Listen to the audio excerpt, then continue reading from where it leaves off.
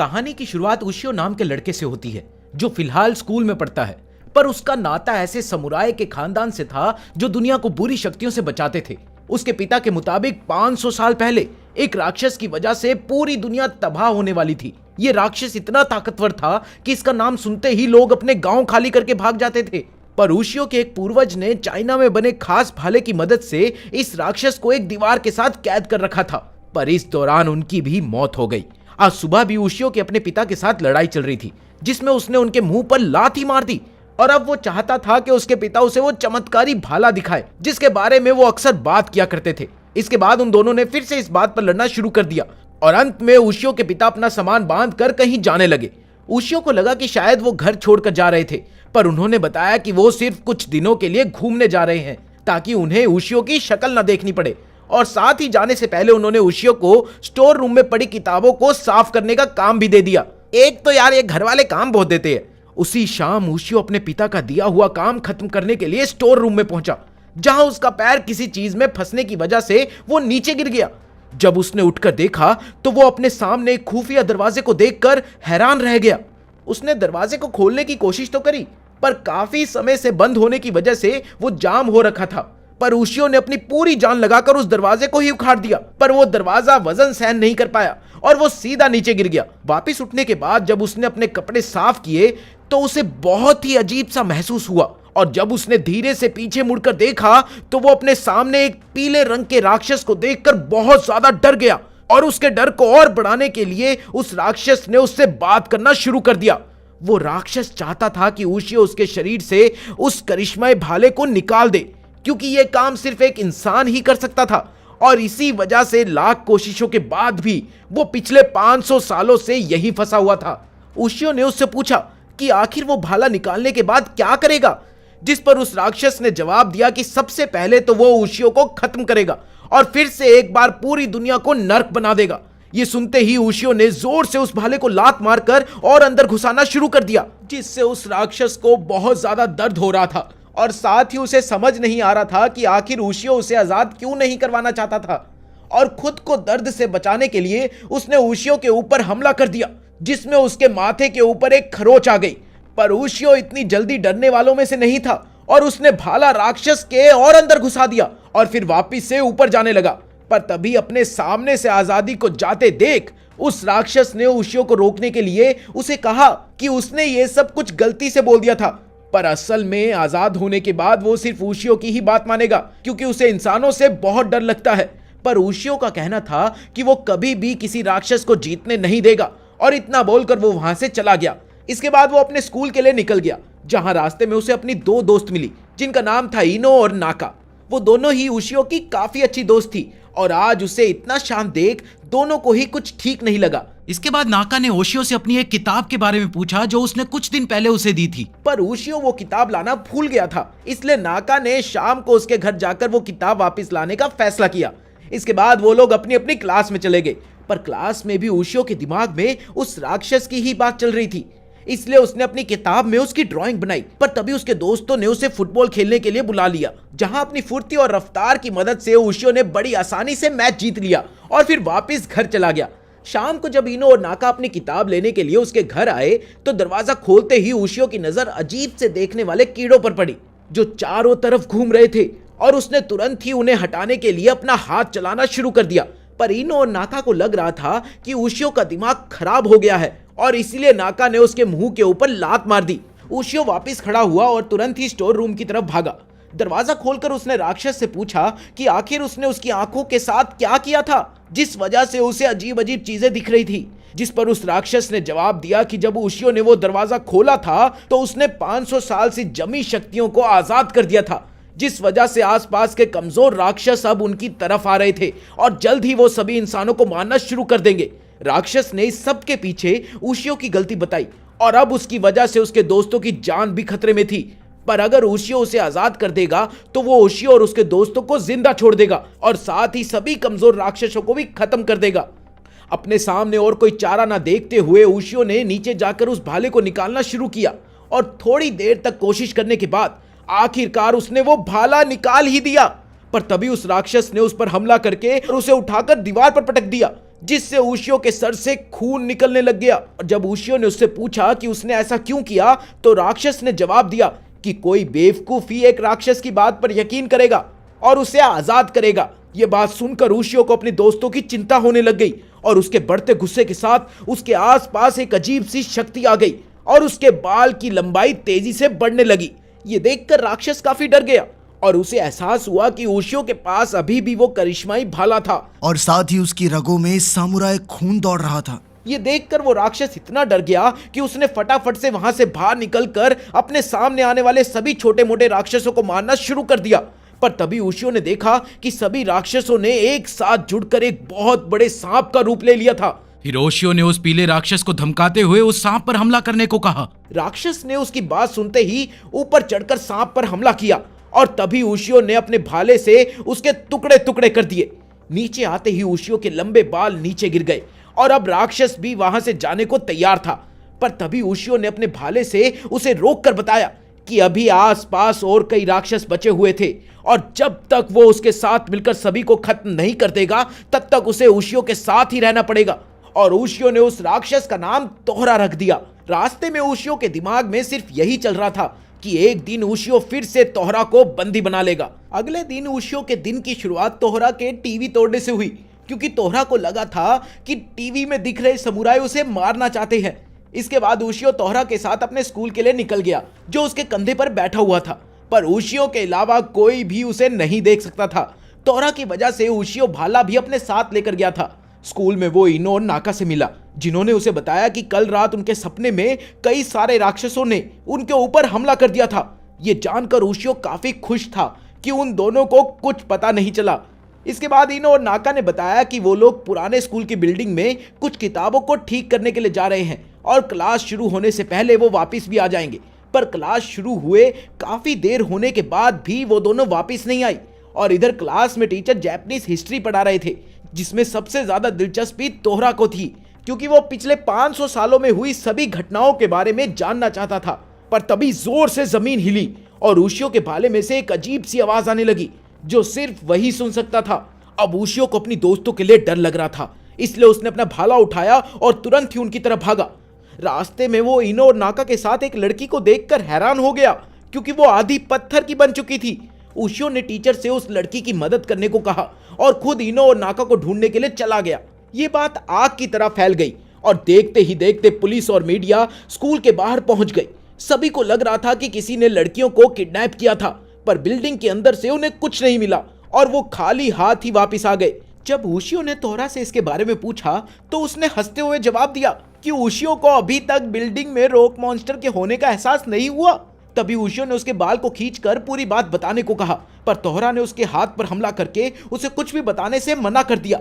उसका कहना था कि उसे इंसानों से कोई फर्क नहीं पड़ता और अगर उसका बस चले तो वो सभी इंसानों को खत्म कर देगा। उसकी इस बात से उशियो को बहुत गुस्सा आया और उसने अपने भाले से तोहरा पर हमला कर दिया, पर तोहरा इस हमले से बच गया और उसने भी उशियो पर हमला कर दिया। पर उशियो ने खुद को बचाकर तोहरा के मुंह पे भाला मारा और फिर उसके हाथ में भाला घुसा दिया, जिससे तोहरा की चीख निकल गई। अब तोहरा ने बताया कि उसके मुताबिक ये काम रॉक ईटर का था, जो बंद और पुरानी जगहों में छुपकर रहते हुए इंसानों के वहां आने का इंतजार करते हैं। उसका कहना था कि रॉक ईटर बहुत ही खतरनाक राक्षस था और एक बार उसकी आंखों के सामने एक रॉक ईटर ने पूरी सेना को पत्थर का बना दिया था। तोहरा की बात सुनते ही उशियो पुलिस वालों को चकमा देकर सीधा अंदर घुस गया और अंदर घुसते ही उसने अपने भाले से कवच को तोड़ दिया, जिसके टूटते ही एक पत्थर का समुराय उसके सामने आया। उशियो ने उसके हमले से खुद को बचाते हुए भाला सीधा उसकी छाती में घुसा दिया। इधर उशियो को लग रहा था कि उसने ये लड़ाई जीत ली है, पर तोहरा ने उसे बताया कि ये समुराय असली राक्षस नहीं था और तभी उस समुराय की आंख से निकली एक बेल ने उशियो का गला पकड़ लिया, जिस वजह से उसके हाथ से उसका भाला छूट गया। 2 और बेलों ने आकर उशियो को छत से चिपका दिया। उधर कवच का दरवाजा बंद होने लगा और तोहरा ने दूसरी तरफ पहुंचकर उशियो को बताया कि अगर वो दरवाजा बंद होने से पहले बाहर नहीं आया तो वो बहुत गंदी मौत मारा जाएगा। उशियो ने तोहरा की तरफ देखकर उससे मदद मांगी, पर तोहरा का उसकी मदद करने का मूड नहीं था, इसलिए उशियो ने उसे इनो और नाका को बचाकर वहां से भागने को कहा। ये सुनते ही तोहरा को अपने कानों पर विश्वास नहीं हो रहा था और वो समझ नहीं पा रहा था कि आखिरकार उशियो किसी और की जान क्यों बचाना चाह रहा था जब वो खुद खतरे में था। पर ओशियो ने एक बार फिर से तोहरा से उसकी दोस्तों को बचाने की विनती करी। तोहरा ने तुरंत ही अंदर छलांग लगाई और सभी लड़कियों को लेकर वापस बाहर आ गया। और जब उसने ओशियो की तरफ देखा तो वो लगभग पत्थर का बन चुका था और उसने तोहरा की तरफ देखकर उसका धन्यवाद किया और साथ ही उससे माफी भी मांगी। ये बात सुनकर तोहरा का मन बदल गया और उसने दरवाजे के बीच में आकर उसे रोक दिया। ये देखकर रॉक ईटर को बहुत गुस्सा आया और उसने अपनी कुछ बेलों से तोहरा पर भी हमला कर दिया, जो फिलहाल कुछ नहीं कर सकता था। ओशियो चाहता था कि किसी तरह उसका भाला उसके पास आ जाए और तभी भाला खुद ही उड़कर उसके पेट में घुस गया, जो पत्थर का बन चुका था। भाले के लगते ही ओशियो वापस नॉर्मल हो गया और फिर भाला तोहरा की तरफ बढ़ा, जिसे अपनी तरफ आता देख तोहरा बहुत डर गया था। पर वो भाला जाकर दरवाजे के बीच में फंस गया, जिस वजह से तोहरा को ओशियो की मदद करने का मौका भी मिल गया। तोहरा ने आगे बढ़कर उस समुराय पर बिजली से हमला किया, जिससे एक बहुत बड़ा धमाका हुआ और उस समुराय के अंदर से असली राक्षस बाहर आ गया। इधर तोहरा और ओशियो दोनों पहले से ही हवा में थे, जहां तोहरा ने बताया कि ओशियो को अपने भाले से राक्षस की आंखों पर वार करना पड़ेगा।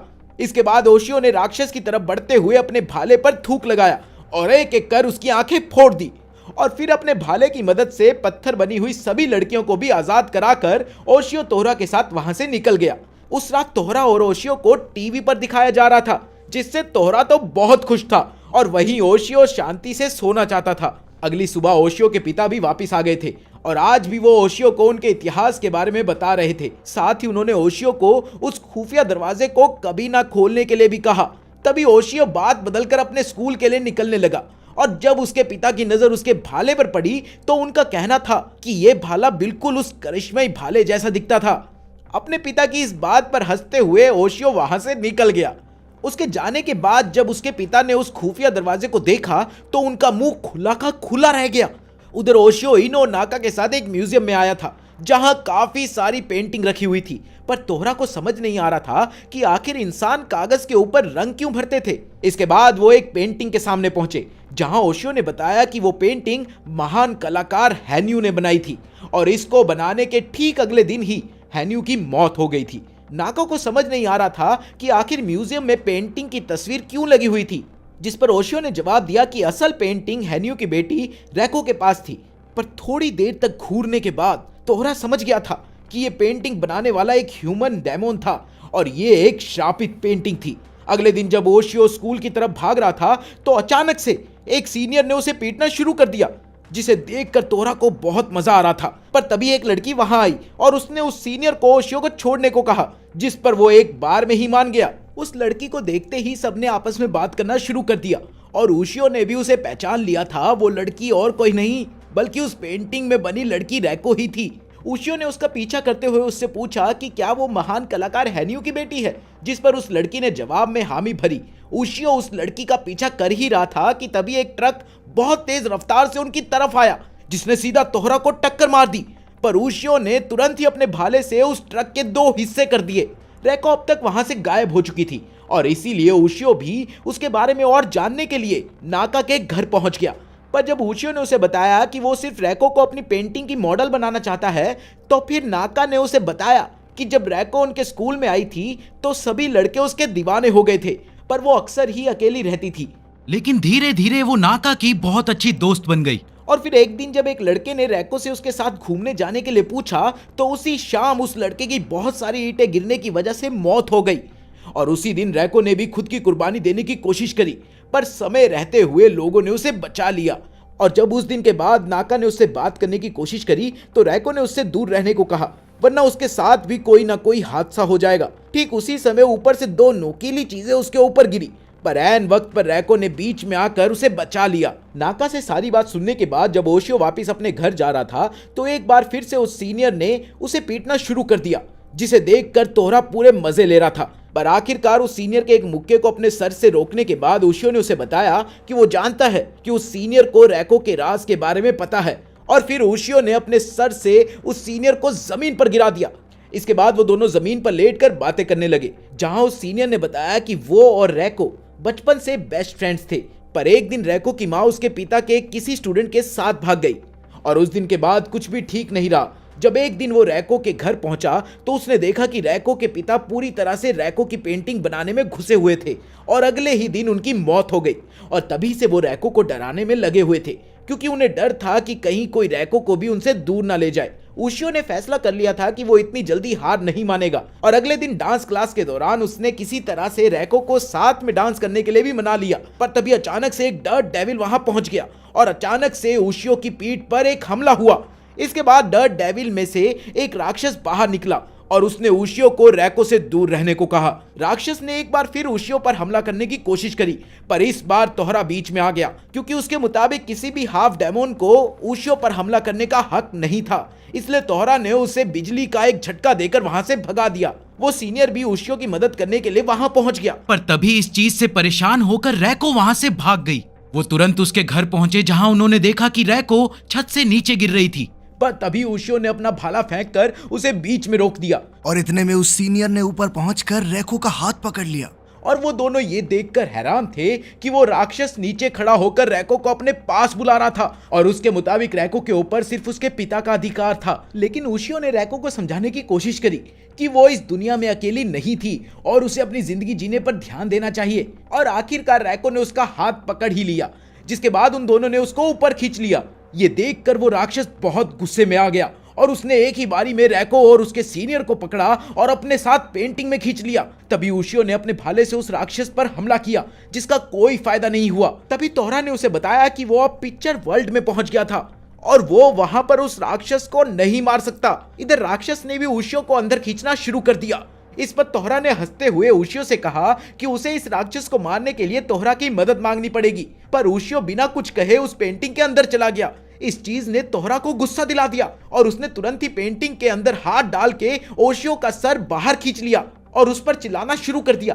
पर उधर राक्षस उशियो को छोड़ने के लिए तैयार नहीं था, इसलिए तोहरा ने पेंटिंग के अंदर जाकर उस राक्षस के मुंह पर हमला किया और तीनों को लेकर बाहर आ गया।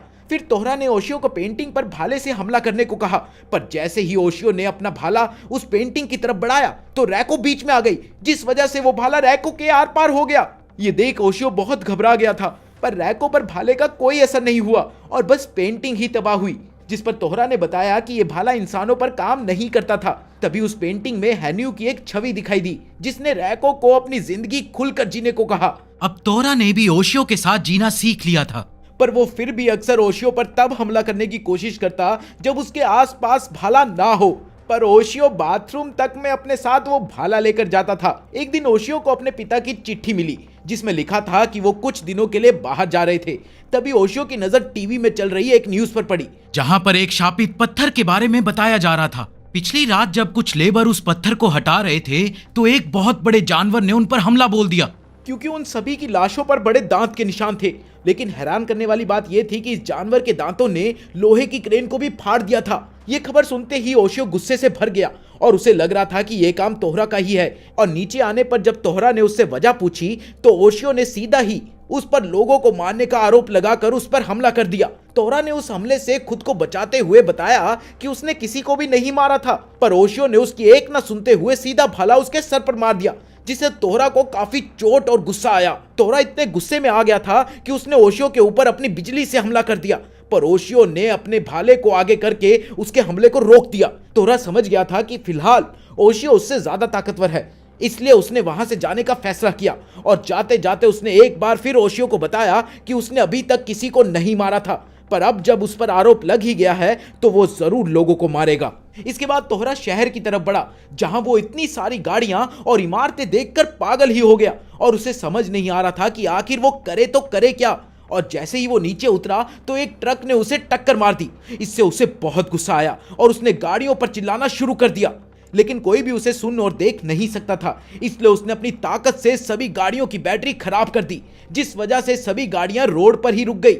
और ये देखकर तोहरा बहुत खुश था। उधर ओशियो घटना वाली जगह पर पहुंचा, जहां एक बूढ़ा आदमी पुलिस वालों को यह समझाने की कोशिश कर रहा था कि यह काम किसी जानवर का नहीं बल्कि राक्षसों का था, क्योंकि कई साल पहले राक्षसों को इसी जगह पर कैद किया गया था। अपनी बात को साबित करने के लिए उस आदमी ने अपने दादा की डायरी दिखाने की भी कोशिश करी, पर पुलिस वाले ने उसे धक्का देकर वहां से भगा दिया।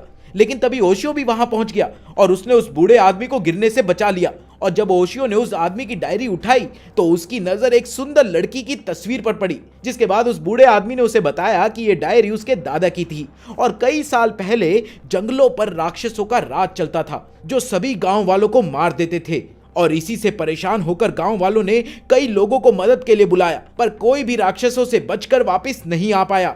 इसलिए हार मानकर गांव वालों ने इस जगह को खाली करने का फैसला कर लिया था। पर तभी एक दिन मिकादो नाम की एक सुंदर लड़की उनके गांव में आई, जिसके मुताबिक वो राक्षसों पर काबू पा सकती थी। और जब वो ये काम करने के लिए जंगल में गई तो उस आदमी के दादा ने भी उस लड़की का पीछा करना शुरू कर दिया।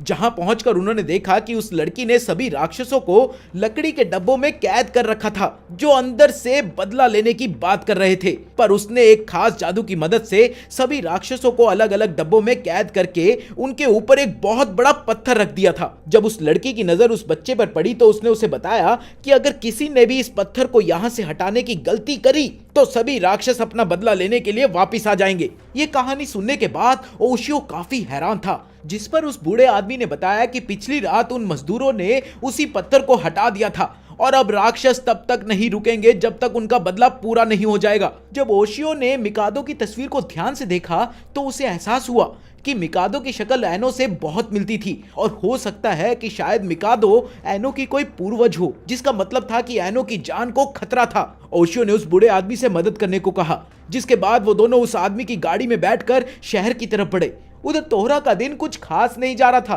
क्योंकि वो इस दुनिया में खुद को ढाल ही नहीं पा रहा था। साथ ही सब लोग परफ्यूम लगाकर घूम रहे थे जिससे तोहरा का मूड खराब हो जाता। पर तभी उसकी नजर एनो पर पड़ी, जिसे वो पहचान तो नहीं पाया, लेकिन वो उसका खाना तो बन ही सकती थी। पर जैसे ही वो एनो पर हमला करने के लिए आगे बढ़ा तो उसे एहसास हुआ कि उसके आसपास और भी बहुत सारे राक्षस मौजूद थे। और जब उसने आसपास नजर घुमाई तो उसे अजीब से दिखने वाले कई सारे सर दिखाई दिए जो धीरे धीरे एनो की तरफ बढ़ रहे थे। इससे पहले कि तोहरा कुछ कर पाता उन सभी राक्षसों ने एनो के ऊपर हमला कर दिया, पर ओशियो वहां पहुंच चुका था और उसने तुरंत ही अपना भाला उनकी तरफ फेंक दिया, जिस वजह से उन्हें पीछे होना पड़ा। ओशियो ने एनो को भागने को कहा, पर वो इतना घबरा चुकी थी कि उसे कुछ समझ ही नहीं आ रहा था। एनो तुरंत ही एक मॉल के अंदर घुस गई और ओशियो उसे बचाने के लिए बाहर ही खड़ा था। और जैसे ही एक राक्षस उसकी तरफ बढ़ा तो ओशियो ने अपने भाले से उसके ऊपर हमला कर दिया, पर उस राक्षस ने ओशियो के भाले को अपने दांतों से रोक दिया और फिर अपने लंबे बालों की मदद से उसे बांध दिया। उधर दो और राक्षसों ने उसे काटना शुरू कर दिया,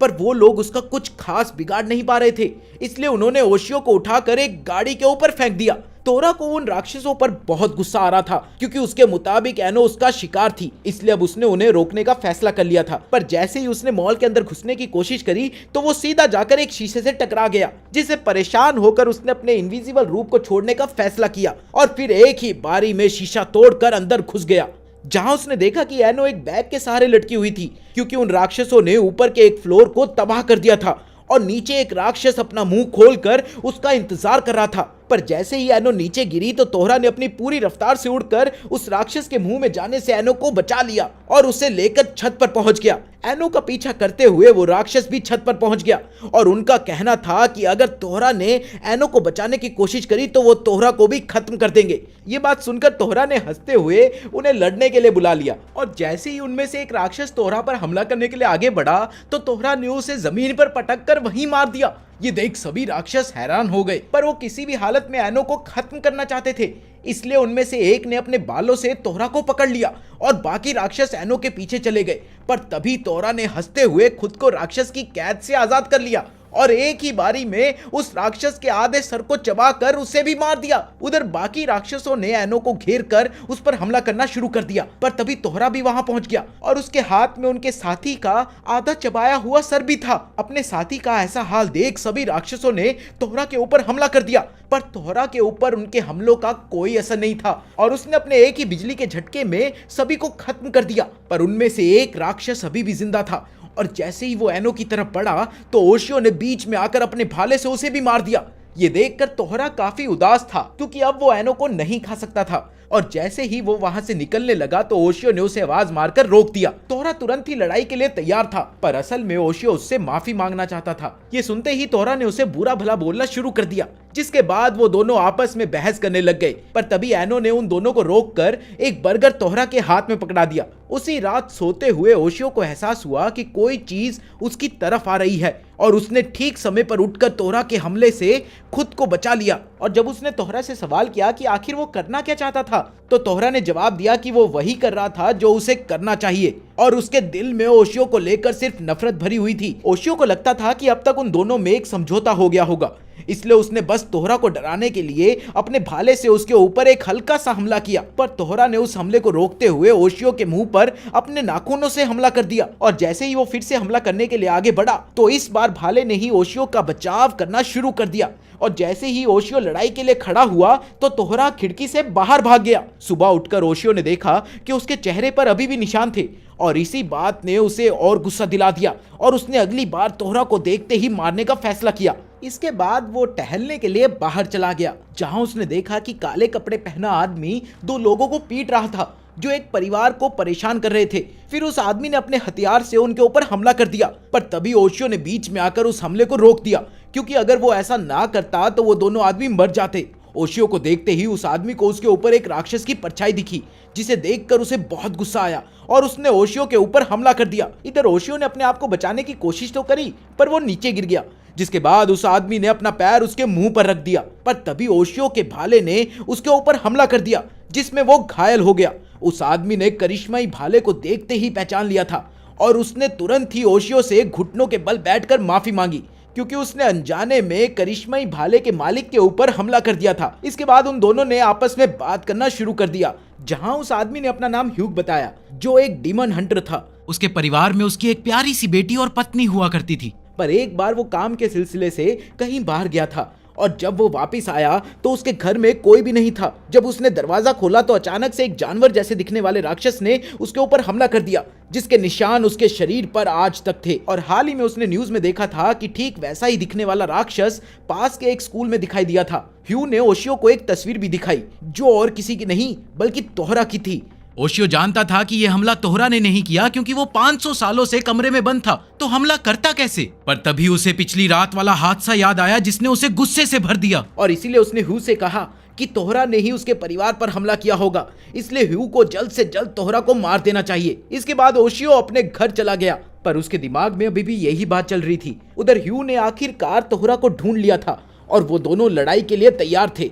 इधर ओशियो स्कूल में भी इसी बात के बारे में सोच रहा था और वहीं एनो और नाका को उसका ऐसा अजीब सा बर्ताव समझ नहीं आ रहा था। शाम को घर जाते वक्त भी ओशियो काफी शांत था, पर तभी उसकी नजर नाका पर पड़ी, जो चुपचाप उसका पीछा कर रही थी। और तभी अचानक से नाका ने पीछे से आकर उसके सर पर अपना बैग दे मारा और फिर उसने ओशियो से भी ऐसा ही करने को कहा, क्योंकि वो जानती थी कि ओशियो किसी बात से परेशान था, वरना वो इतना चुप कभी नहीं रहता था और उसको खुद को कभी बदलना नहीं चाहिए। नाका तो इतनी सी बात बोलकर वहां से चली गई, पर उसकी इसी बात ने ओशियो का मन बदल दिया। उधर तोरा और ह्यू एक दूसरे से लड़कर थक चुके थे। ह्यू तोरा से कहीं ज्यादा ताकतवर था और अब तोरा थक कर चूर हो चुका था। पर जैसे ही ह्यू अपना आखिरी हमला करने के लिए आगे बढ़ा तो ओशियो ने बीच में आकर उसे रोक दिया। ह्यू को कुछ समझ नहीं आ रहा था, पर तभी ओशियो ने उसे अपने झूठ के बारे में बताया, जिससे गुस्सा होकर ह्यू ने सीधा उसके मुंह पर मुक्का मार दिया।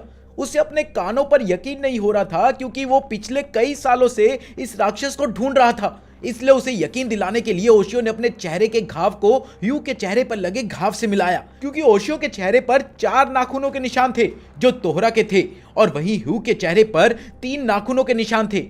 ह्यू ने एक बार फिर ओशियो के मुंह पर मुक्का मारना शुरू कर दिया और वहीं ओशियो बेहोश होकर नीचे लेटा हुआ था। इसके बाद ह्यू ने तोहरा को खत्म करने के लिए अपने हथियार से एक फायर स्पेल का इस्तेमाल किया, पर तभी उसे रोकने के लिए ओशियो फिर से बीच में खड़ा हो गया। लेकिन फिर भी ह्यू ने अपने हथियार को तोहरा की तरफ फेंक दिया, क्योंकि उसे लग रहा था कि ओशियो बीच में से हट जाएगा, पर ऐसा नहीं हुआ और वो हथियार सीधा जाकर ओशियो के शरीर में घुस गए। और तभी ओशियो ने आगे बढ़कर ह्यू के मुंह पर एक मुक्का मार दिया और साथ ही उसका कहना था कि अगर ह्यू ने तोहरा को मारा तो वो एक बदला नहीं बल्कि एक हत्या होगी, जो शायद ह्यू की बेटी को कभी पसंद ना आए। और इसके बाद ओशियो खुद बेहोश हो गया और जब उसकी आंख वापस खुली तो उसने देखा कि ह्यू ने उसकी मरहम पट्टी कर रखी थी और अब वो भी मानता था कि ओशियो बिल्कुल ठीक कह रहा था। इसलिए उसने तोहरा की जान बख्शने का फैसला किया। लेकिन ह्यू के अपने परिवार के कातिल को ढूंढने का सफर अभी भी जारी था और वो चाहता था कि अगली बार जब वो दोनों मिले तो वो दोनों एक ही टीम में हो। उस रात ओशियो बेफिक्र होकर सोने में व्यस्त था, पर तभी तोहरा एक बार फिर से उसके ऊपर हमला करने का सोच रहा था, लेकिन ऐन वक्त पर जाकर उसने अपना मन बदल लिया और वो बाहर बर्गर खाने चला गया। इधर ओशियो की गर्मियों की छुट्टियां शुरू हो चुकी थी और इस बार ओशियो नाका और एनो के साथ छुट्टियां मनाने के लिए बीच पर गया था। तोहरा भी समुद्र के पास आकर काफी खुश था, क्योंकि पिछले 500 सालों में सिर्फ समुद्र ही ऐसी चीज थी जो नहीं बदली थी, और इसीलिए वो समुद्र में घूमने के लिए निकल गया। तोहरा को अपनी नजरों से दूर जाते देख ओशियो को काफी चिंता होने लगी, पर तभी उसकी नजर एक बच्चे पर पड़ी जो उनके सामान पर मिट्टी गिर रहा था। ये देखकर ओशियो को बहुत गुस्सा आया और उसने तुरंत ही जाकर उस बच्चे को पकड़ लिया, पर तभी नाका भी वहां पहुंच गई और उसने ओशियो से उस बच्चे को छोड़ने को कहा, पर जाने से पहले वो बच्चा नाका के मुंह पर अपनी पिचकारी से पानी फेंककर वहां से भाग गया। इसके बाद वो तीनों नाका के एक रिश्तेदार के घर पर गए, जिन्होंने उसे बताया कि उस बच्चे का नाम तैत्सु है। और पहले वो एक बहुत ही अच्छा बच्चा हुआ करता था, पर एक दिन जब उसकी माता दूध लेने के लिए बाजार गई तो उसके पिता की तरह वो कभी वापिस ही नहीं आई, और इस चीज ने तैत्सु का पूरा बचपन खराब कर दिया और तब से ही वो बहुत ज्यादा गुस्से वाला बन गया। इधर ओशियो को अभी तक तोहरा की चिंता सता रही थी, जो उधर पानी में भागने में व्यस्त था, पर तभी उसे पानी के अंदर किसी चीज के होने का एहसास हुआ और वो वहीं पर रुक गया। तभी समुद्र के नीचे से एक आवाज आई जिसने उससे पूछा कि क्या आखिर वो वही तोहरा है जो पिछले 500 सालों से गायब था। हामी भरते हुए तोहरा ने उस आवाज को सामने आने को कहा और ऐसा ना करने पर तोहरा ने पूरे समुद्र पर बिजली गिरने की धमकी दी। इसके बाद वो आवाज तोहरा को रोकते हुए उसके सामने आई और असल में वो आवाज एक काफी बुजुर्ग आदमी की थी, जिसने उसे बताया कि वो लोग एक अंडर वाटर राक्षस से काफी परेशान थे जो इंसानों और राक्षसों को खाता था और उन्हें उस राक्षस को हराने के लिए तोहरा की मदद चाहिए थी। तोहरा को और किसी बात से फर्क नहीं पड़ता था, पर जब उस आदमी ने बताया कि वो राक्षस बहुत ज्यादा ताकतवर है तो उसकी इस बात को तोहरा ने एक चैलेंज के तौर पर ले लिया और वो उस राक्षस से लड़ने के लिए तैयार हो गया। तभी एक बहुत बड़ा सांप पानी के नीचे से निकलकर उनके सामने आ गया। वो सांप इतना बड़ा था कि तोहरा भी उसे देखकर हैरान हो गया था। उसने उस सांप पर बिजली से हमला करने की कोशिश तो करी, पर उसका कोई फायदा नहीं हुआ क्योंकि वो सांप पूरी तरह से तेल में लिपटा हुआ था। इसके बाद उस सांप ने अपनी पूंछ से तोहरा पर हमला किया, जिससे तोहरा किसी तरह बच तो गया, पर तभी सांप ने पीछे से आकर तोहरा को खाने की कोशिश करी। तोहरा ने उसके मुंह को रोकने की बहुत कोशिश करी, पर फिर भी उस सांप ने अपना मुंह खोलकर तोहरा को एक साथ निगलने का फैसला कर लिया। तभी उस बूढ़े आदमी ने बीच में आकर तोहरा को उसके पेट में जाने से रोक लिया। तोहरा ने उस आदमी को जाकर ओशियो को बुलाने को कहा क्योंकि उसके करिश्मई भाले की मदद से उस राक्षस को मारा जा सकता था।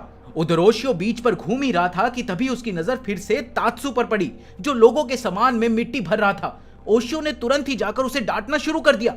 तभी नाका ने बीच में आकर फिर से उसे रोक दिया, जिसके बाद नाका उस बच्चे का पीछा करने लग गई जो वहां से भाग गया था। थोड़ी देर बाद जब ओशियो आराम कर रहा था तभी उसे कुछ अजीब सा एहसास हुआ और वो तुरंत ही बीच पर भागने लग गया, जहां उसके कानों में एक अजीब सी आवाज पड़ी जो एक बीच शावर में से आ रही थी। पास जाने पर उस बूढ़े आदमी ने ओशियो को तोहरा पर आई मुसीबत के बारे में बताया।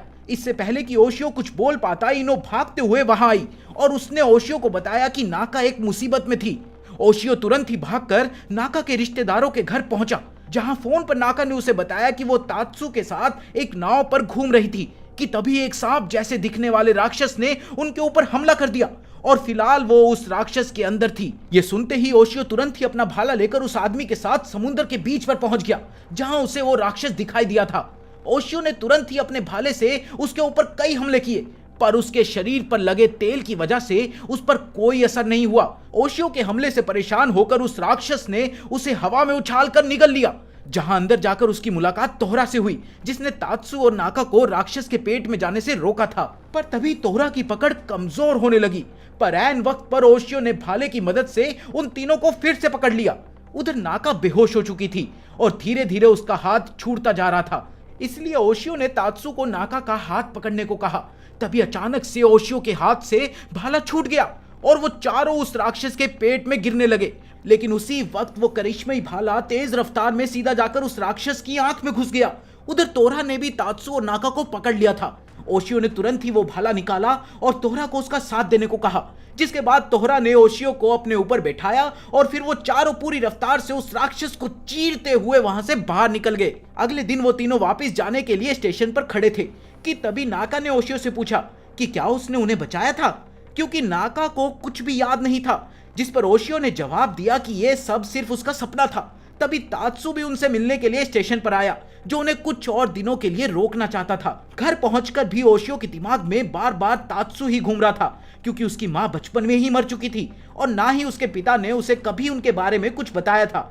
इसलिए वो अपने पिता से मिलने के लिए पहुंच गया और उन्हें देखते ही ओशियो ने अपनी माँ के बारे में सवाल करना शुरू कर दिया, जिनका जवाब देने में उसके पिता को कोई खास दिलचस्पी नहीं थी। इसलिए उन दोनों के बीच में थोड़ी बहस भी शुरू हो गई। लेकिन तभी उसके पिता एक फोन उठाने चले गए। जब ओशियो ने थोड़ी देर बाद जाकर देखा तो उसके पिता वहां से भाग रहे थे। ये देखते ही ओशियो और तोहरा ने उन्हें पकड़ने की कोशिश तो करी, पर उसके पिता उनसे काफी दूर निकल गए थे।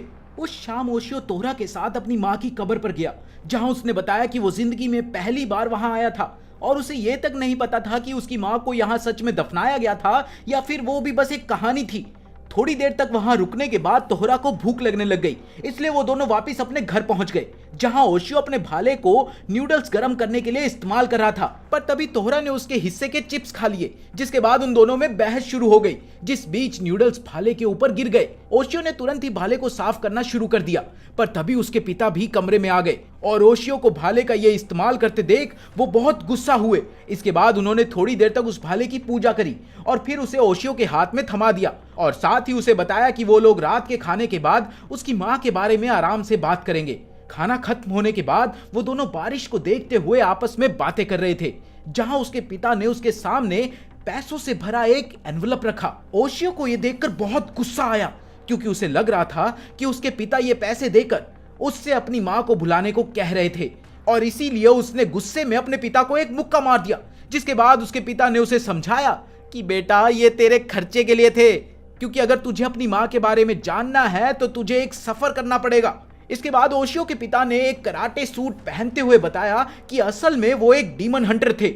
ओशियो इस बात को हजम कर पाता उससे पहले ही उसके पिता ने उसे बताया कि उनके लीडर ने उन्हें तोहरा को मारने का काम दिया है और अब उन्हें तोहरा के साथ लड़ना होगा और वही वो चाहते थे कि ओशियो अपनी माँ को ढूंढने के लिए निकल जाए। इधर ओशियो को कुछ समझ नहीं आ रहा था और वहीं दूसरी तरफ तोहरा लड़ाई के लिए हमेशा तैयार रहता था और वो ओशियो के पिता से लड़ने के लिए बिल्कुल तैयार था। उन दोनों ने अपनी पूरी ताकत से लड़ना शुरू कर दिया, जहां दोनों ही एक दूसरे की शक्तियों को जान रहे थे और फिर अपनी पूरी ताकत से लड़ रहे थे। इधर ओशियो को कुछ समझ नहीं आ रहा था और वो दोनों को ही रोकने की कोशिश में लगा हुआ था। वो दोनों ही एक दूसरे की जान लेने के लिए लड़ रहे थे, इसलिए ओशियो ने बीच में जाकर उन्हें रोकने की कोशिश भी करी, पर उन्होंने उसे उठाकर बाहर फेंक दिया। अब ओशियो के पास कोई और चारा नहीं था और उन्हें रोकने के लिए उसने अपने भाले को उठाकर अपने पिता के डंडे के टुकड़े टुकड़े कर दिए और साथ ही उसने भाले को तोहरा के सर पर भी जोर से मारा। उन दोनों को रोकने के बाद ओशियो ने पिता से कहा कि वो तोहरा को ऐसे नहीं मार सकते, क्योंकि अब ओशियो ने तोहरा पर काबू पा लिया था। जिस पर उसके पिता ने हंसते हुए जवाब दिया कि वो कभी भी तोहरा को नहीं मारना चाहते थे और असल में उन्हें बस ये पता लगाने के लिए बोला गया था कि क्या तोहरा अब भी एक पागल राक्षस था या फिर ओशियो ने उसके ऊपर काबू पा लिया था, जिसमें वो सफल रहा। और अगर वो ऐसा ना कर पाता तो उन्हें मजबूरन ओशियो और तोहरा दोनों को खत्म करना पड़ता। तभी ओशियो को एहसास हुआ कि कई सारे लोगों ने उन्हें घेर रखा था।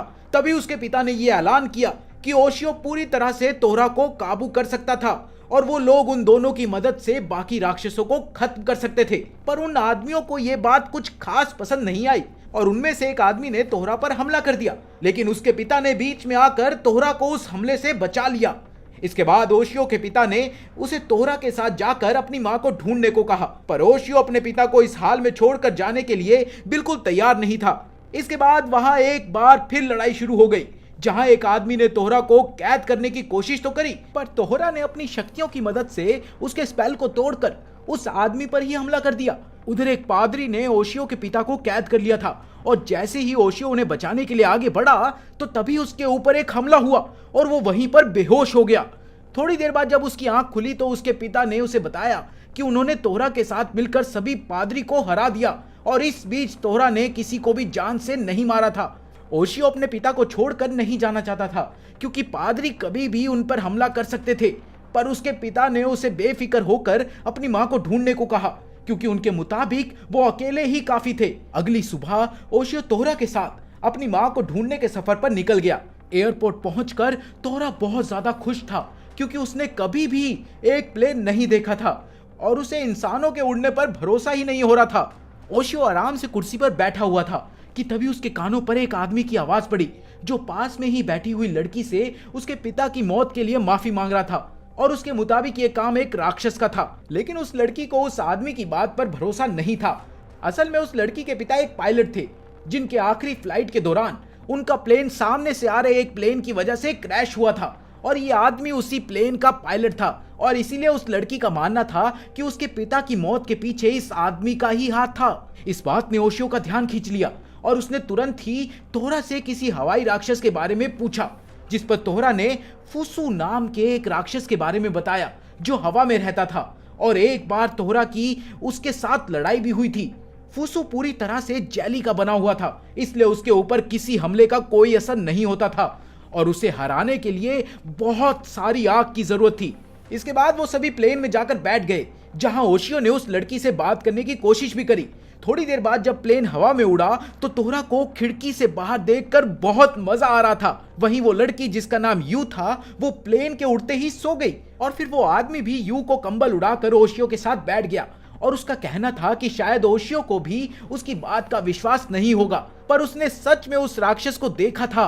पर वही ओशियो का कहना था कि उसे उसकी बात पर पूरा भरोसा था। थोड़ी देर तक शांति से बैठने के बाद उस आदमी ने अचानक से ओशियो को बताया कि उसे कुछ अजीब सा महसूस हो रहा था और ये एहसास उसे उस दिन भी हुआ था जिस दिन उसने उस राक्षस को देखा था। तभी प्लेन जोर जोर से हिलने लग गया और जब उन्होंने खिड़की से बाहर देखा तो एक अजीब से दिखने वाले राक्षस ने पूरे प्लेन को जकड़ा हुआ था।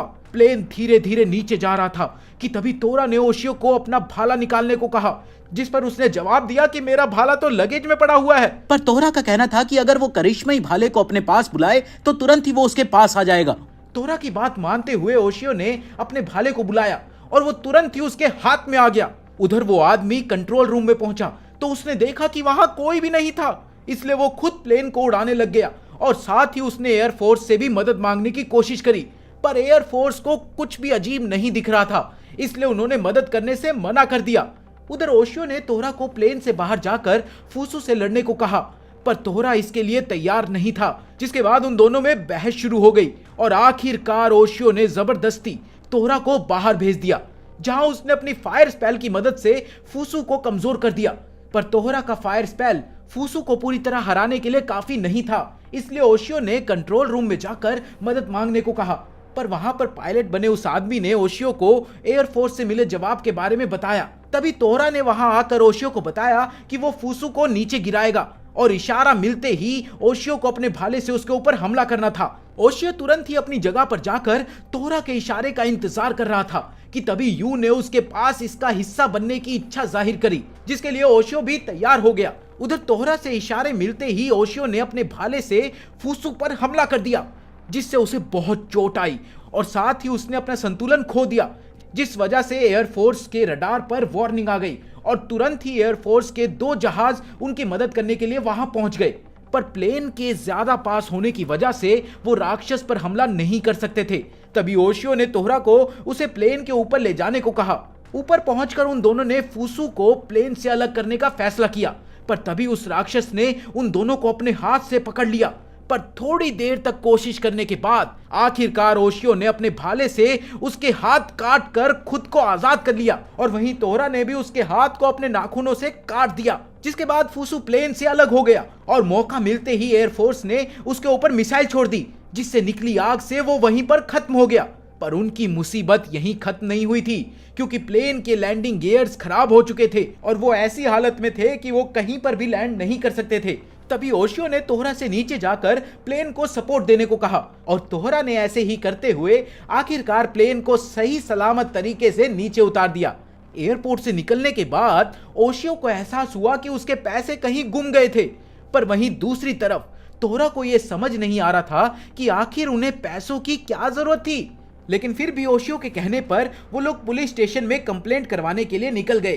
पर तभी उनकी नजर आसपास के लोगों पर पड़ी, जिनके शरीर पर अजीब से खरोच के निशान पड़ रखे थे और साथ ही उनकी नजर पास में ही बन रहे एक हवा के बवंडर पर पड़ी, जिसे देखकर ओशियो को तो कुछ समझ ही नहीं आ रहा था। पर तोहरा ने उसे चौकन्ना रहने को कहा, क्योंकि उसके मुताबिक ये कोई आम हवा नहीं थी बल्कि एक राक्षस था।